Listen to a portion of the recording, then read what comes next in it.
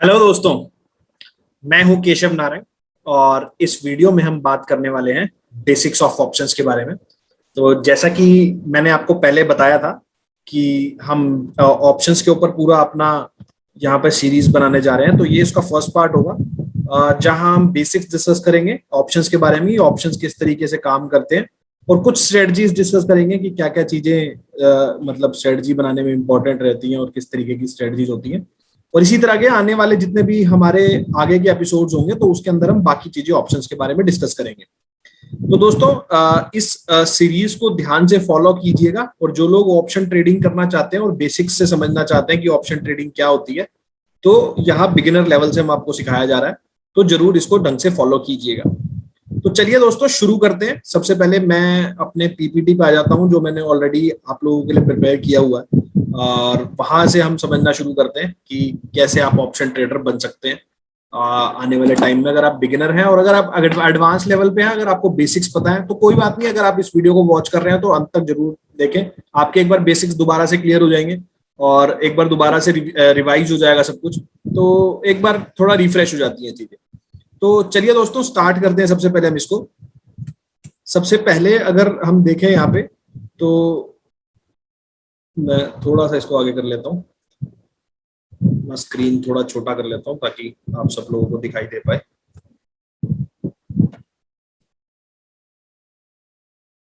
तो दोस्तों सबसे पहला जो इम्पोर्टेंट बात हम आती है यहाँ पे कि why one should invest in stock market.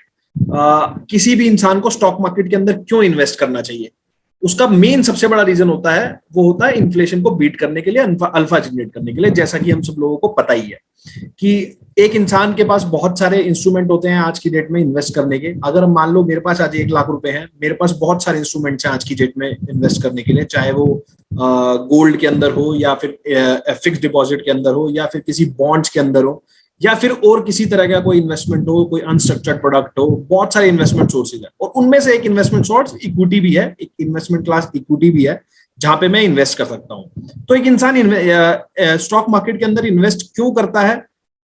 To beat the inflation, क्योंकि बहुत सारे जो बाकी इंस्ट्रूमेंट्स हैं वो कहीं ना कहीं इन्फ्लेशन को बीट नहीं कर पाते। जैसे अगर आप एफडी के बारे में बात करोगे तो एफडी का आज की डेट में रेट कुछ 5-6% के आसपास है और हमारी इन्फ्लेशन का रेट भी इंडिया के अंदर कुछ 4-4.5% के आसपास है। तो अगर आप टैक्सेस उसमें अगर आप 30% टैक्स ब्रैकेट में आते हो तो कहीं ना कहीं आपके पैसे की वैल्यू उतनी नहीं बढ़ रही जितनी की बढ़नी चाहिए। मतलब आज अगर 100 रुपए मैं कमा रहा हूं और उसको एफडी के अंदर डाल रहा हूं, तो 10 साल बाद जो मेरे को इंटरेस्ट मिलने वाला है उसकी वैल्यू, उसकी परचेजिंग पावर अगले 10 साल में उतनी होने वाली है जितना कि मार्केट में इन्फ्लेशन बढ़ गया। तो दोस्तों ये एक बहुत बड़ा क्या बोलेंगे इसको, एनिमी बोलूंगा मैं आपको, जो आपके इन्वेस्टमेंट्स को, जो आपके पैसे को खा जाता है। मतलब एक साइलेंट एनिमी की तरह होता है इन्फ्लेशन, जो आपके पैसे को धीरे धीरे धीरे धीरे करके ओवर द इयर्स खा जाता है। इसीलिए आपको अपने जो अमाउंट अपना जो अभी आप अर्न करते हैं उसको सही ढंग से इन्वेस्ट करना बहुत जरूरी है, ताकि आप उसको ओवर द इयर्स ग्रो कर पाए और धीरे धीरे जब वो ग्रो होगा तो उसमें से आप अपना एक अल्फा जनरेट कर पाए ताकि आप इन्फ्लेशन को बीट कर पाए। तो दोस्तों दूसरा मेन कारण होता है स्टॉक मार्केट में आने का कि आप डाइवर्सिफाई करना चाहते हैं अपने पोर्टफोलियो को। पोर्टफोलियो किस तरीके से डाइवर्सिफाई कर सकते हैं? अगर एक इंसान के पास एक्स अमाउंट है, वो पूरा ही अमाउंट कभी भी स्टॉक मार्केट के अंदर नहीं डालेगा, वो कुछ अमाउंट अपना स्टॉक मार्केट के अंदर डालेगा, कुछ फिक्स इंस्ट्रूमेंट के अंदर डालेगा, कुछ गोल्ड के अंदर डालेगा, कुछ बॉन्ड्स के अंदर डालेगा। तो इस तरीके से डाइवर्सिफाई करना बहुत जरूरी होता है। आप अपने सारे एग्स को एक ही बास्केट में नहीं रख सकते। जैसे कि आपने वॉरेन बफे का एक फेमस स्टेटमेंट है कि don't put all your eggs in the same basket. तो आप अपने हमारी सारी इन्वेस्टमेंट्स को एक जगह नहीं रख सकते। तो वो भी एक रीजन होता है कि आपको स्टॉक मार्केट के अंदर आना होता है, आपको स्टॉक मार्केट में इक्विटी में इन्वेस्ट करना पड़ता है। तो आई होप दोस्तों आपको ये चीज समझ में आ गई होगी कि इक्विटी के अंदर आना क्यों जरूरी है और इक्विटी एसेट क्लास क्यों जरूरी है इन्फ्लेशन को बीट करने के लिए। लेकिन आज हम जो बात यहां पर करने वाले हैं वो हम करने वाले हैं ऑप्शंस ट्रेडिंग के रिगार्डिंग। अब ऑप्शंस ट्रेडिंग में क्या होता है कि एक स्टॉक मार्केट में जब कोई इंसान आता है और इन्वेस्ट करता है तो वहां पर एक ही चीज होती है, वो जिस भी स्टॉक में इन्वेस्ट करता है अगर वो स्टॉक वहां से उसके लेवल के, उसके परचेजिंग पावर, परचेजिंग पॉइंट से ऊपर जाता है, मतलब अगर मैंने कोई स्टॉक आज 100 रुपए का लिया तो मेरे को इसमें प्रॉफिट या मेरा इन्वेस्टमेंट इसमें तभी ग्रो करेगा जब वो चीज 100 रुपए की 200 रुपए हो जाए, मतलब मेरे कॉस्ट प्राइस से ज्यादा हो जाए। लेकिन ऑप्शंस ट्रेडिंग एक ऐसा हथियार है जिसके अंदर आपको ये चीज जरूरी नहीं है ये चीज जरूरी नहीं है कि वो चीज ऊपर ही जाए। मतलब आज अगर मैंने 100 रुपए किसी स्टॉक में लगाए हैं, तो ऑप्शंस ट्रेडिंग करते वक्त ये चीज जरूरी नहीं है कि वो हमेशा आपके कॉस्ट प्राइस से ऊपर जाए। आप बेशक वो, अगर वो कॉस्ट प्राइस से आपके नीचे जा रही है तो भी आप पैसे कमा सकते हैं, अगर वो इंस्ट्रूमेंट अपनी जगह पे भी खड़ा हुआ है तो भी आप पैसे कमा सकते हैं, और जब वो ऊपर जा रहा है तो भी आप पैसे कमा सकते हैं। तो ऑप्शन ट्रेडिंग बेसिकली आपको एक एज प्रोवाइड करती है कि आप मार्केट की किसी भी तरह की कंडीशंस के लिए हमेशा प्रिपेयर रह सकते हैं और मार्केट की हर तरह की कंडीशन के लिए पैसा अर्न कर सकते हैं।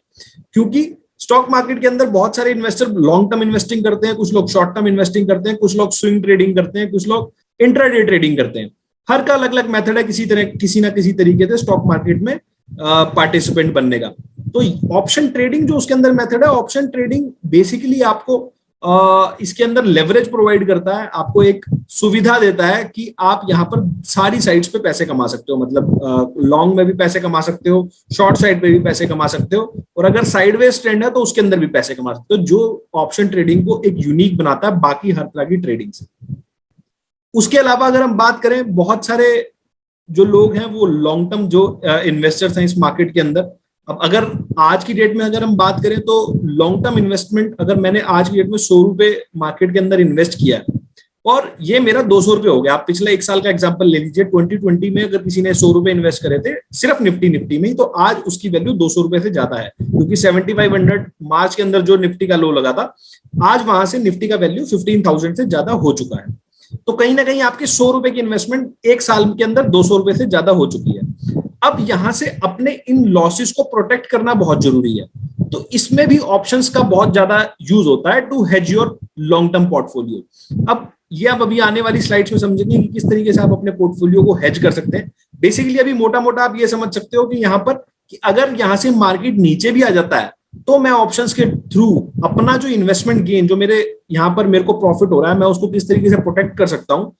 उन सब चीजों को प्रोटेक्ट करने के लिए, मतलब मेरे को अगर अपना लॉन्ग टर्म पोर्टफोलियो हेज करना है, प्रोटेक्ट करना है उसके प्रॉफिट्स, तो उसके लिए भी मैं ऑप्शंस का यूज कर सकता हूं। मैं अभी आपको आने वाली स्लाइड्स में बताऊंगा कि किस तरीके से आप ये वाला काम कर सकते हैं। उसके अलावा थर्ड पॉइंट देखें तो need low capital to start. आपको बहुत कम यहाँ पर कैपिटल की रिक्वायरमेंट होती है स्टार्ट करने के लिए, बिकॉज दे आर लेवरेज वाला इंस्ट्रूमेंट। तो ये लेवरेज इंस्ट्रूमेंट होते हैं, तो जहां पर आपको पूरा पैसा एक साथ नहीं देना होता, लेकिन आप जो ट्रेडिंग करते हैं या जो आप पोजीशन लेते हैं वो कहीं ना कहीं पूरे इन्वेस्टमेंट अमाउंट पे लेते हैं, लेकिन आपको पैसे पूरे पे नहीं करने पड़ते। अभी आप कंफ्यूज मत होइएगा, मैं अभी आपको आने वाली स्लाइड्स में बताऊंगा कि किस तरीके से काम करता है। तो अब हम स्टार्ट कर लेते हैं, सीधा कॉन्सेप्ट के ऊपर आ जाते हैं कि ऑप्शंस होते क्या हैं। तो व्हाट आर ऑप्शंस। अभी ये जो अगर मैं ये बात करें कि यहाँ से जो बेसिकली जो इसका डेफिनेशन है, डेफिनेशन पढ़ के बहुत लोगों को क्लियर नहीं होता कि ऑप्शंस क्या है। तो इसको बहुत ही सीधी भाषा में, बहुत ही सरल लैंग्वेज में हम इसको समझने की कोशिश करते हैं। बेसिकली ऑप्शंस क्या है, मैं आपको एक एग्जांपल के थ्रू समझाता हूं कि ऑप्शंस किस तरीके से काम करते हैं। आप बेसिकली ये मान लीजिए कि दो लोग हैं, एक ए पर्सन है और एक बी पर्सन है। आप हाइपोथेटिकल सिचुएशन अपना इमेजिन करें और ये सोचें, दो लोग हैं, एक ए पर्सन है और एक बी पर्सन है। ए पर्सन को एक घर खरीदना है दिल्ली के अंदर, ठीक है। अब ए पर्सन क्या करता है, अपने आसपास किसी हाउस को सर्च कर रहा होता है वो बहुत टाइम से, और उसको लगभग 6 महीने की रिसर्च के बाद एक घर पसंद आता है जिसका वैल्यू मार्केट के अंदर 1 करोड़ रुपए के आसपास है। वो सेलर के पास जाता है, वो बी सेलर जिससे वो घर खरीदना चाहता है, वो बी सेलर के पास जाता है और उससे डील करता है, और कहीं ना कहीं उसका 1 CR में उन दोनों के बीच में एग्रीमेंट हो जाता है कि वो सेलर उसको 1 करोड़ रुपए में ये घर दे देगा। लेकिन ए जब ये वाली बात सुनता है कि इस 1 करोड़ रुपए में मेरा घर ये हो सकता है, उसके बाद जब अपनी थोड़ी सी रिसर्च और करता है वो एक इंसान, वो ये देखता है कि आने वाले टाइम में इस जगह पे जहां पे ये प्रॉपर्टी है, जहां पर ये जो घर जो मुझे आज 1 करोड़ रुपए का मिल रहा है, इस जगह पे मेट्रो आने वाली है या कुछ और डेवलपमेंट होने वाला है, कि सामने कोई मॉल आने वाला है, किसी भी तरीके का ऐसा डेवलपमेंट होने वाला है जिसकी वजह से आने वाले 2 साल के अंदर इस प्रॉपर्टी की वैल्यू 1 करोड़ से बढ़ के 4 करोड़ होने वाली है। इस तरह की इंफॉर्मेशन उस ए इंसान के पास, उस ए बंदे के पास आ जाती है कि आज से 2 साल बाद जो घर में आज 1 करोड़ रुपए का खरीदूंगा वो 4 साल बाद 2 करोड़ रुपए का हो जाएगा। इतना उसको पता चल जाता है। अब वो क्या करता है, वो उस बी इंसान जो उस हाउस का सेलर था, जो उस घर का सेलर था, उसके पास जाता है और उसको ये बात बोलता है कि जितनी भी हमारी आज इन्वेस्टमेंट डील है, आप आज जो हमारी एग्रीमेंट 1 करोड़ रुपए का हो रहा है, मैं आप आज इसमें से आपको 10% दे देता हूं, मतलब टोटल डील का 10% दे देता हूं, मतलब 10 लाख रुपए मैं आपको दे देता हूं टू टू ये जो 10 लाख रुपए मैं आज आपको प्रीमियम दे रहा हूं।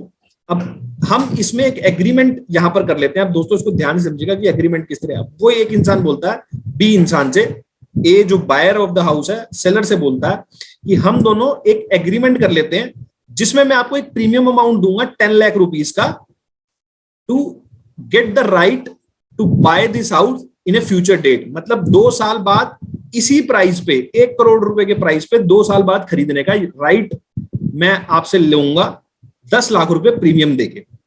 आज मैं आपको 10 लाख रुपए दूंगा, मैं आपको फिर से एक्सप्लेन करता हूं, आज मैं आपको 10 लाख रुपए दूंगा और बाकी का पेमेंट जो 90 लाख रुपीज है वो मैं आपको 2 साल के बाद करूंगा। और अगर मैं 2 साल के बाद ऐसा नहीं कर पाता हूं, अगर मैं आपको बाकी 90 लाख रुपीज नहीं देता हूं, तो मेरे जो 10 लाख रुपए थे जो मैं भी आपको दे रहा हूं वो मैं आपसे नहीं लूंगा, वो मेरे खत्म हो जाएंगे, वो मेरे जीरो हो जाएंगे। जो बी सेलर होता है वो ये सुन के बहुत खुश होता है, उसको ये वाली बात पता नहीं होती कि यहाँ पर मॉल आने वाला है और इस तरीके से डेवलपमेंट्स हो रहे हैं। वो इस बात को लेके बहुत खुश होता है कि ये इंसान मेरे को 10 लाख रुपए दे रहा है अभी के अभी, और अगर 2 साल बाद अगर ये मेरे को 90 लैक्स बाकी नहीं दे पाया तो ये 10 लाख रुपए मेरे फ्री के हो जाएंगे, मुझे कुछ नहीं करना पड़ेगा, और 2 साल बाद मैं इसी घर को 1 करोड़ रुपए में दोबारा बेच दूंगा किसी नए बायर को। तो इस तरीके से बी भी एग्री हो जाता है उस इस तरह के एक एग्रीमेंट में आने के लिए। तो इस एग्रीमेंट को जो हम बोलते हैं, ये जो दोनों के बीच में एग्रीमेंट हुआ, यही होता है दोस्तों ऑप्शंस। अब थोड़ा सा हम इसको आगे एक बार समझ लेते हैं। अब 2 साल के बाद क्या होता है? 2 साल के बाद जैसा उस बायर ने सोचा था, ए जो बायर था उसने ये सोचा था कि 2 साल बाद यहाँ मेट्रो आ जाएगी, मेट्रो भी आ जाती है और मेट्रो भी आ जाता है और मॉल भी आ जाता है, और उस 2 साल के बाद उस प्रॉपर्टी की कीमत, उस हाउस की जो प्रॉपर्टी थी, उस प्रॉपर्टी की कीमत 1 करोड़ से वही जो बायर ने जो लगभग उस समय एक्सपेक्टेड उसने किया था कि 4 करोड़ हो जाएगा, तो उतना हो जाता है। तो जब ये वाली बात देखता है कि मार्केट में आज की डेट में इस प्रॉपर्टी की कीमत, मतलब 2 साल के बाद उस प्रॉपर्टी की कीमत 2 करोड़ रुपए हो चुकी है, तो सॉरी 4 करोड़ रुपए हो चुकी है, तो वो उस बी सेलर के पास जाता है और उसको बाकी की पेमेंट जमा करा देता है, 90 लाख रुपीज बाकी के पेमेंट दे देता है और उससे 1 करोड़ रुपए में घर खरीद लेता है। अब 1 करोड़ रुपए का जो वो घर खरीद लेता है, उसको वो मार्केट में जाके, क्योंकि अब कीमत 4 करोड़ रुपए हो चुकी है, तो 4 करोड़ रुपए में उसको सेल कर देता है, और इन दी एंड जो उसको नेट प्रॉफिट होता है वो वहां पर होता है 3 करोड़ का। 3 करोड़ का उसको नेट प्रॉफिट होता है 2 साल के अंदर। तो अगर अब इसको आप मोटा मोटा ढंग से समझोगे तो उसने यहां पर जो भी काम किया है, यही सारा काम जब हम मार्केट के अंदर करते हैं तो उसको हम बोलते हैं ऑप्शन ट्रेडिंग। अब थोड़ा सा दोस्तों इसको डेफिनेशंस में समझ लेते हैं। अब इसी एग्जांपल को आप थोड़ा सा अपने माइंड में रखिएगा। अब मैं यहाँ पे डेफिनेशंस पढ़ूंगा तो आपको थोड़ा सा क्लियर होगा कि option contract is a financial contract. तो ये जो मैंने आपको बताया था, ए सेलर और बी सेलर, इन दोनों के बीच में जो कॉन्ट्रैक्ट हुआ, that was a financial contract which gives an investor a right to buy. जो ए इंसान था उसने जो प्रीमियम दिया था 10 लाख रुपए का, उसकी वजह से उसको एक राइट मिला था। अब मैं इस डेफिनेशन को आगे पढ़ लेता हूं। यहाँ पे आइदर बाय और सेल, वो दोनों तरह के राइट ले सकता था वहां पे, of an asset at a predetermined price by a specific date. तो जो हम वही बात कर रहे थे कि इन दोनों के बीच में एक प्रीमियम देने के बाद एक कॉन्ट्रैक्ट हो गया, जिसे हम फाइनेंशियल कॉन्ट्रैक्ट बोल रहे हैं, कि ए इंसान 2 साल के बाद इसी घर को 1 करोड़ रुपए में खरीदेगा। मतलब कि प्री डिटरमाइंड प्राइस, मतलब 1 करोड़ रुपए जो इन्होंने आज डिसाइड कर लिया है, और बाय स्पेसिफिक डेट भी डिसाइड यहां पर हो गई है कि 2 साल के बाद। तो डेट यहां पर हमारी डिसाइड हो गई, प्री डिटरमाइंड प्राइस हमारा डिसाइड हो गया, और एक कॉन्ट्रैक्ट हो गया। तो इस तरह के जो सारे कॉन्ट्रैक्ट्स होते हैं उन्हें हम बोलते हैं ऑप्शंस कॉन्ट्रैक्ट। तो यही बात हमें यहां पर समझनी है। लास्ट जो दूसरा एक डेफिनेशन, अब अगर आपको थोड़ा सा इजी लग रहा होगा, तो यहां पर लिखा है however it also entails a right to buy but not an obligation. मतलब कि जैसे हम बात कर रहे थे, अगर ए इंसान ने उसको 10 लाख रुपए का प्रीमियम दिया था बी को, सेलर को, तो ये उसका प्रीमियम देने के बाद उसका उसके ऊपर कोई बाउंडेशन नहीं है, मतलब कि कोई ऑब्लिगेशन नहीं है कि उसको बाकी के 90 लाख देने ही पड़ेंगे।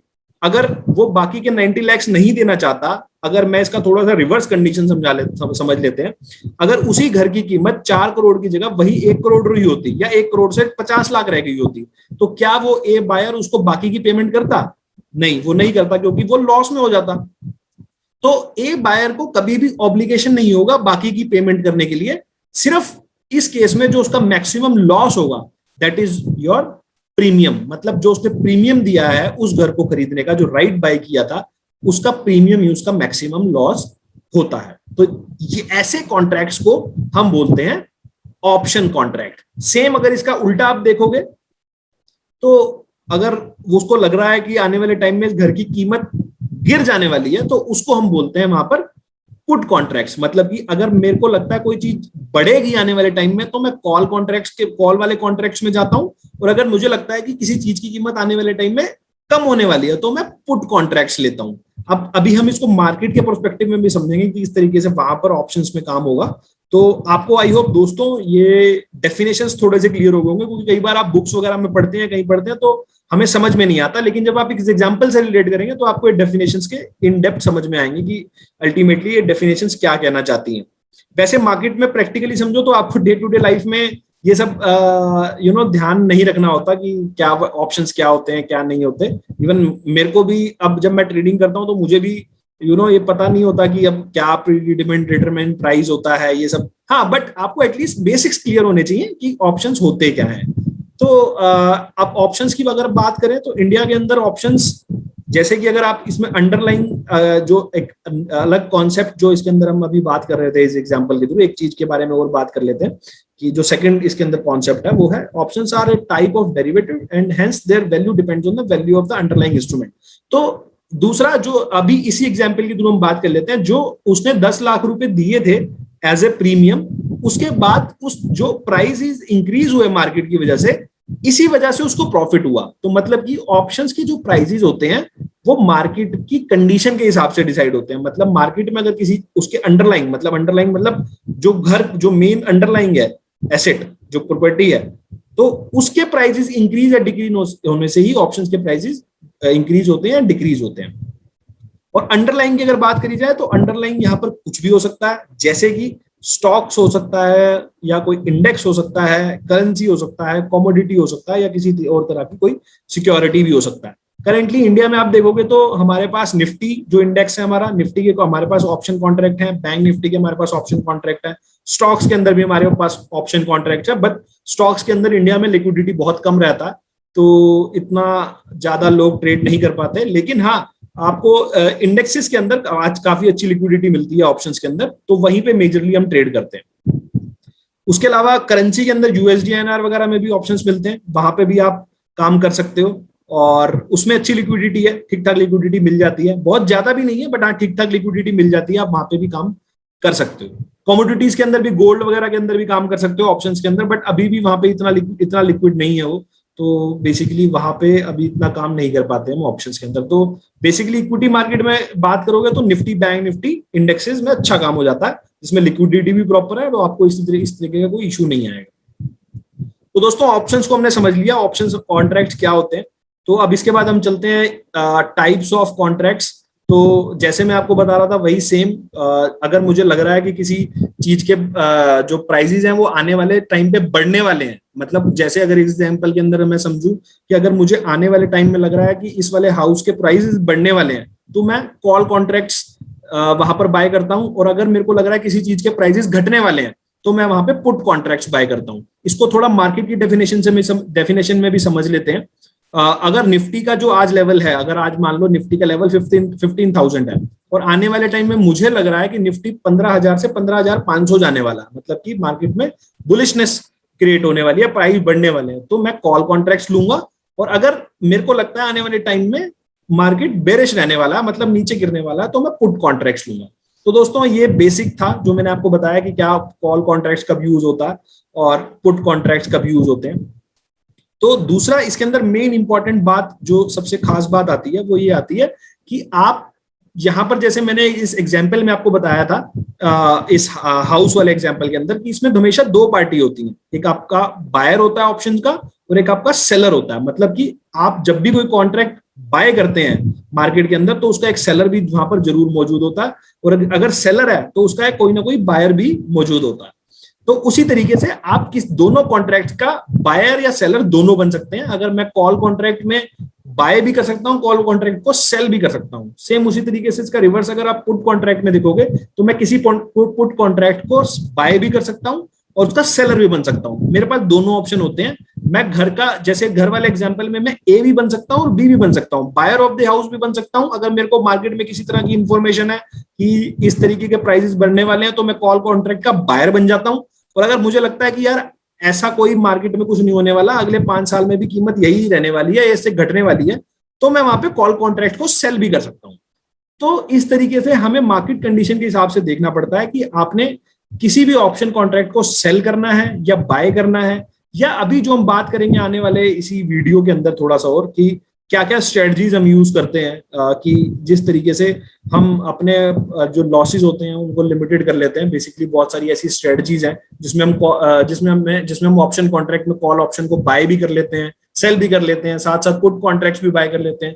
तो बहुत सारी ऐसी कॉम्प्लेक्स स्ट्रेटजीज होती हैं जिसके अंदर हम आने वाले भी, वैसे तो इस पूरी सीरीज में ही हम बात करेंगे बट इस वीडियो में भी थोड़ी बात कर लेंगे। तो आई होप आपको दोस्तों ये चीज समझ में आ गई होगी कि कॉल और पुट ऑप्शन क्या होते हैं। जब भी आपको ये लग रहा है कि मुझे मार्केट में मैं बुलिश हूं तो मैं हमेशा कॉल ऑप्शंस वहां पे बाय करता हूं, और जब भी मैं बेरिश होता हूं मार्केट को लेकर तो मैं पुट ऑप्शंस बाय करता हूं। आई होप दोस्तों आपको ये चीज क्लियर हो गई होगी। तो थोड़ा सा हम अगले उसके ऊपर चलते हैं और कुछ बेसिक टर्म्स आज ऑप्शंस की समझ लेते हैं कि ऑप्शंस में बेसिक बेसिक चीजें क्या यूज होती हैं।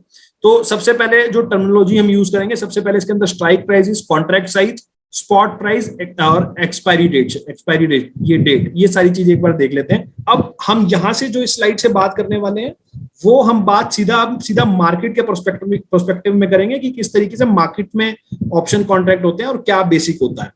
तो बेसिकली जो हमारी ट्रेडिंग में हमारे को मदद करने वाले हैं। तो सीधा हम अब सबसे पहले ऑप्शन चेन पे चलते हैं जहां से आपको सारी चीजें समझ में आएंगी। मैं निफ्टी का ऑप्शन चेन दोस्तों खोल लेता हूं।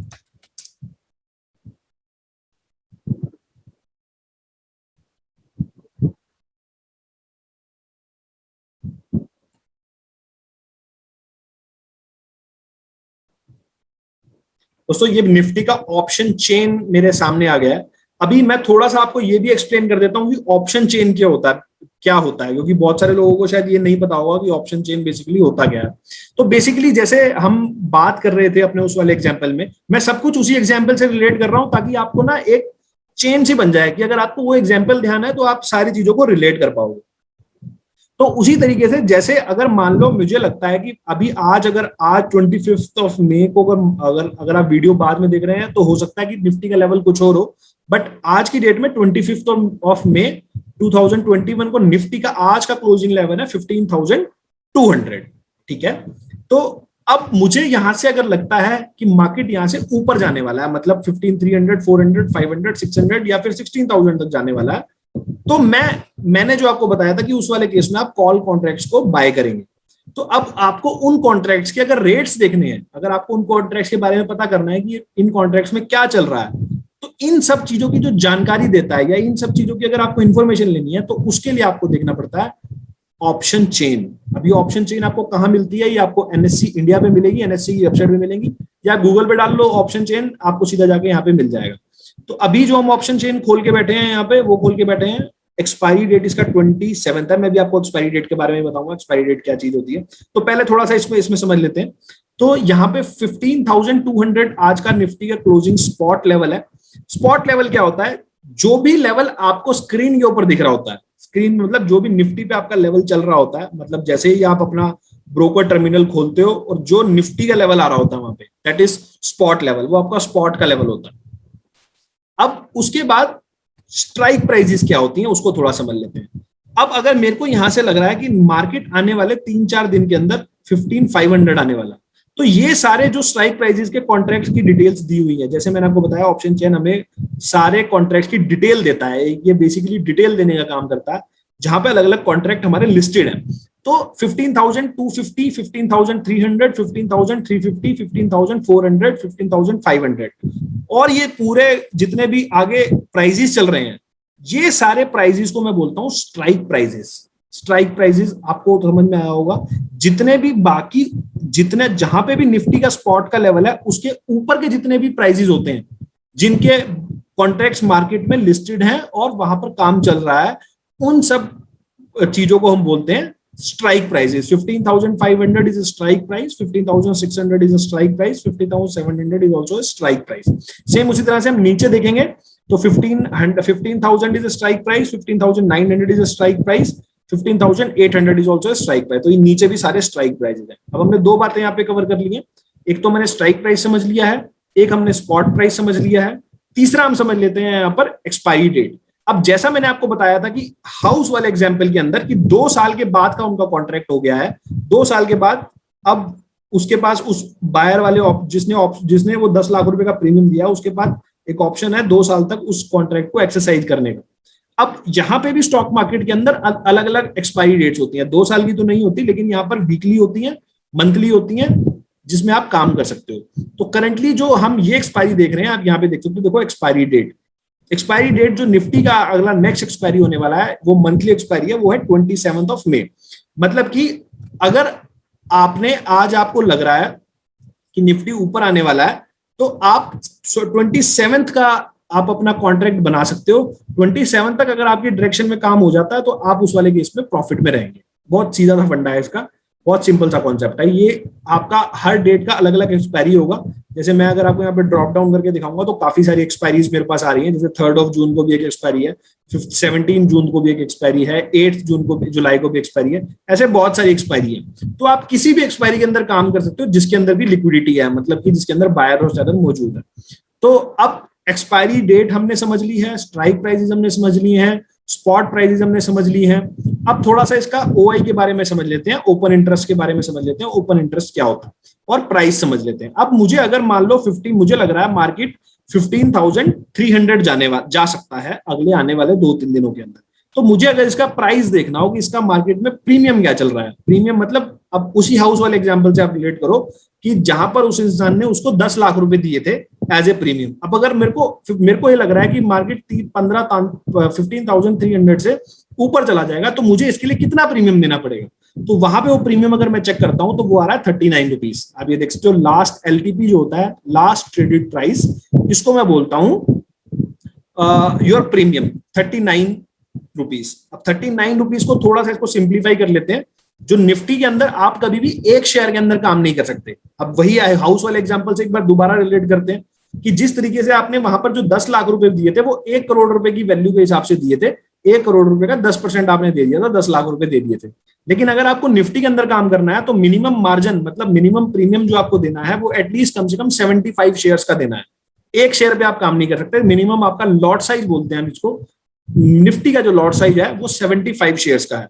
उसी तरीके से बाकी इंडेक्सेस के भी अलग अलग लॉट साइजेस हैं। जैसे अगर आप बैंक निफ्टी का देखोगे तो बैंक निफ्टी का अलग लॉट साइज है, 25 अभी करंट लॉट साइज चल रहा है बैंक निफ्टी का। उसी तरीके से स्टॉक्स के अंदर उनके अलग लॉट साइजेस होते हैं। उसी तरीके से अब निफ्टी का अगर आप देखोगे तो 75 का इसका लॉट साइज है। तो 75 से आप यहाँ पर 39 को इंटू करोगे तो आई थिंक आपका आएगा ये 2800 रुपीज। अगर मैं आज आप यहाँ पे मार्केट को देता हूं, मतलब सेलर को देता हूं, तो मैं एक राइट बाय कर लूंगा कि अगर मार्केट 15,300 या 15,300 के ऊपर आ जाता है तो मैं उसको सेम इसी प्राइस पे बाय करने का, मतलब मेरे को उस वाले केस पे प्रॉफिट हो जाएगा। और अगर ये 15,300 के नीचे एक्सपायरी हो जाती है, मतलब कॉन्ट्रैक्ट इसके नीचे एक्सपायर हो जाता है, तो मेरा ये जो प्रीमियम था वो 2,800 रुपए आपका जीरो हो जाता है। तो जो आपका बायर जो यहाँ प्रीमियम देता है उसका जो मैक्सिमम लॉस होता है वो यहाँ पर मैक्सिमम उतना ही हो सकता है जितना उसने प्रीमियम दिया है, उससे ज्यादा उसका 1 रुपए का लॉस नहीं हो सकता। लेकिन अगर कोई यहाँ पर सेलर है, सेलर ऑफ द कॉन्ट्रैक्ट है, अब आप उल्टा यहां से अगर सोच के देखोगे कि 15,300 का अगर मैंने यहाँ पे कॉल बाय किया है, मतलब मैं बायर ऑफ द ऑप्शन हूं, तो कोई एक ऐसा इंसान भी होगा जिसने इसको सेल किया होगा। और अगर मार्केट 15,200 से 27 तक 15,600 आ जाता है और ये 30 रुपए का प्रीमियम, 29 रुपए का प्रीमियम बढ़ के अगर 100 रुपए का हो जाता है, तो उसको जो बाकी जो डिफरेंस अमाउंट है वो उस बायर को पे करना पड़ेगा। मतलब जो सेलर ऑफ द ऑप्शन होता है वो हमेशा अनलिमिटेड लॉस उसको हो सकता है, ऐसी पॉसिबिलिटी है। अगर उसके उसके फेवर में मार्केट नहीं जाता तो उसको मैक्सिमम लॉस अनलिमिटेड अमाउंट तक भी हो सकता है। तो ये चीज का आपको यहाँ पर ध्यान रखना है। बट अभी हम आगे वाले कुछ वीडियोस में आने वाले वीडियोस में हम समझेंगे कि आप ऑप्शन सेलिंग करके भी किस तरीके से पैसे कमा सकते हो और वहां पे भी अपना लॉस लिमिटेड कर सकते हो, वो भी हम आने वाले वीडियोस के अंदर समझेंगे। तो दोस्तों आपको ये चीज क्लियर हो गई है एलटीपी क्या होता है और किस तरीके से कॉल और पुट प्राइसेस आपके चलते हैं। थोड़ा सा यहाँ पर ओआई के बारे में बात कर लेते हैं, ओआई और चेंज इन ओआई क्या होता है। तो दोस्तों जिस तरीके से अभी मैंने आपको बताया कि 15,200 इज अ स्पॉट लेवल जो आज निफ्टी का क्लोजिंग भी है। तो यहां पर जैसे अब मार्केट के अंदर कोई एक बंदा तो है नहीं, एक इंसान तो है नहीं जो इन डेरिवेटिव कॉन्ट्रैक्ट्स में काम कर रहा है, ऐसे बहुत सारे लोग हैं। तो यहां पर ओआई का फुल फॉर्म होता है ओपन इंटरेस्ट। अब ओपन इंटरेस्ट क्या बताता है? ओपन इंटरेस्ट हमें यह बताता है कि कितने कॉन्ट्रैक्ट्स ओपन है इस स्ट्राइक प्राइस पे। अब स्ट्राइक प्राइस जो दोस्तों मैंने आपको बताया था कि जितने भी ऊपर के लेवल होते हैं इनको हम स्ट्राइक प्राइसेस बोलते हैं।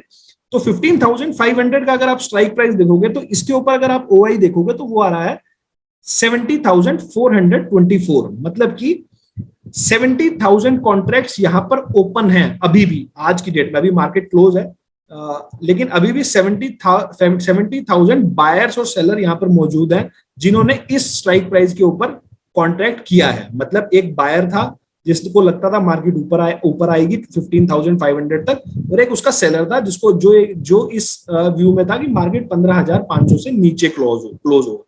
तो इस तरीके से आप सारे कॉन्ट्रैक्ट प्राइसेस के ओआई देख सकते हैं। 70,000 कॉन्ट्रैक्ट्स यहां पर ओपन है, 48,000 15,400 पे ओपन है, और 62,000 15,300 पे ओपन है। तो बहुत सारे यहां पर आपको दिख रहा होगा कि कॉन्ट्रैक्ट्स यहां पर ओपन है, और सबसे मैक्सिमम जो कॉन्ट्रैक्ट इस समय ओपन है वो 15,500 के ओपन है। 70,424 कॉन्ट्रैक्ट्स लगभग 15,500 के ओपन है। तो ये चीज भी यहाँ पर इंपॉर्टेंट होती है जब हम कोई भी यहाँ पे ट्रेडिंग डिसीजन लेते हैं कि सबसे ज्यादा कॉन्ट्रैक्ट्स किस स्ट्राइक प्राइस के ऊपर इस समय चल रहा है, मतलब सबसे ज्यादा ओआई किस स्ट्राइक प्राइस के ऊपर खड़ा हुआ है, जो हम यहाँ से ऑप्शन चेन से देख सकते हैं। चेंज इन ओआई की बात करोगे कि चेंज इन ओआई होता है कि पर्टिकुलर आज मान लो इसके ऊपर 70,000 कॉन्ट्रैक्ट्स यहां पर ओपन है, लेकिन कल की डेट में इसमें से 10,000 कॉन्ट्रैक्ट्स खत्म हो जाते हैं, मतलब वो अपनी पोजीशन काट लेते हैं। तो यही 70,000 के अब यहां से आप इसको 60,000 देखोगे कल।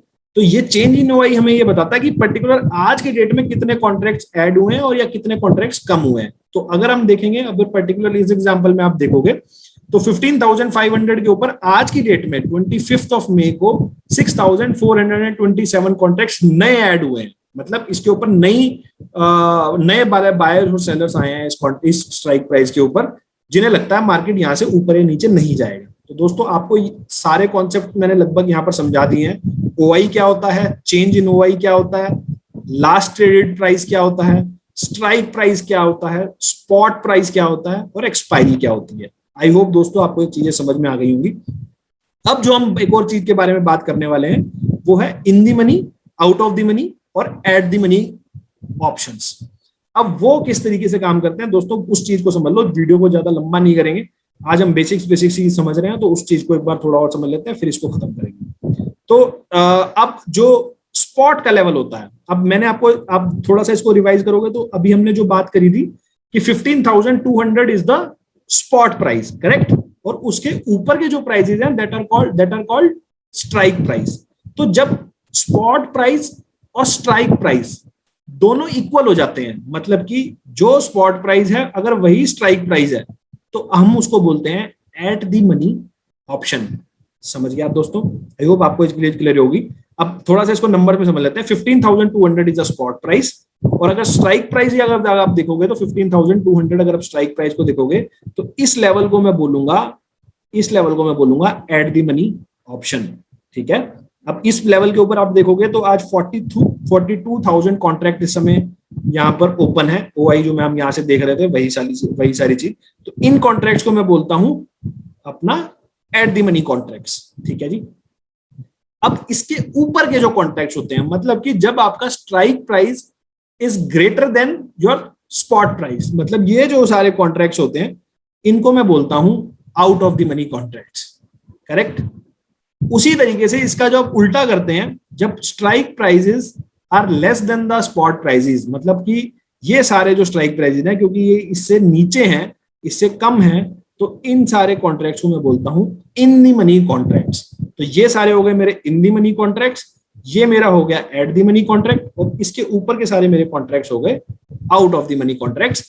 आप थोड़ा सा अगर ऑप्शन चेन को ढंग से देखोगे तो इन्होंने यहाँ पे हाईलाइटिंग भी करी हुई है, जो सारा यहाँ पर बिना हाईलाइटेड है वो सारा यहाँ पे ये देखोगे तो ये आउट ऑफ द मनी है, ये आपका इन दी मनी है। और ये अगर आप कॉल के, मैंने आपको जो बताया वो कॉल के हिसाब से बताया, क्योंकि कॉल के हिसाब से in the money out of the money होते हैं, सेम उसी हिसाब से पुट के हिसाब से भी ये पुट्स के यहाँ पर in the money out of the money है, और ये कॉल के हिसाब से आउट ऑफ द मनी और इन दी मनी है। तो दोस्तों आई होप आपको ये चीज समझ में आ गई होगी। तो आज अब इस वीडियो को भी थोड़ा इतना ही करते हैं ताकि कंफ्यूजन हमें क्रिएट ना हो आने वाले वीडियोस में।